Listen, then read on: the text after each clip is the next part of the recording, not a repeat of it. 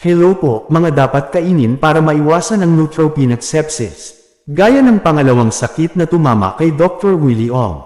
Herman Buelva po uli. Ang tamang nutrisyon ay mahalaga para sa pagpapalakas ng immune system at pagpapanatiling malusog ang katawan. Narito ang mga pagkaing makakatulong sa pagpapalakas ng resistensya laban sa impeksyon. Una, pagkain ng mga rich in protein gaya ng manok, isda, tofu at itlog. Ang protein ay mahalaga para sa pag-repair ng cells at pagpapalakas ng immune system. Tumutulong ito sa paggawa ng white blood cells at pagbuo ng antibodies upang labanan ang mga impeksyon. Pangalawa, prutas at gulay na mayaman sa antioxidants gaya ng broccoli, kamote, spinach at carrots.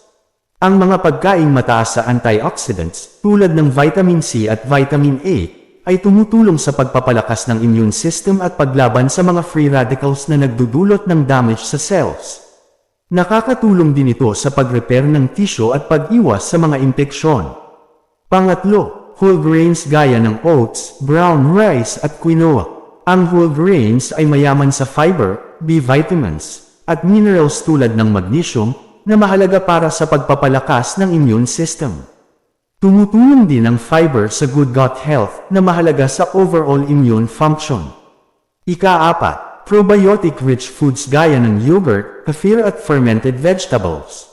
Ang mga pagkaing mayaman sa probiotics ay tumutulong sa pagpapanatili ng healthy gut microbiome na may mahalagang papel sa immune function. Ang malusog na gut ay tumutulong sa paglaban sa mga harmful pathogens na maaaring magdulot ng impeksyon. Ika-lima, tubig at hydrating foods, gaya ng sabaw ng gulay, cucumber at pakwan.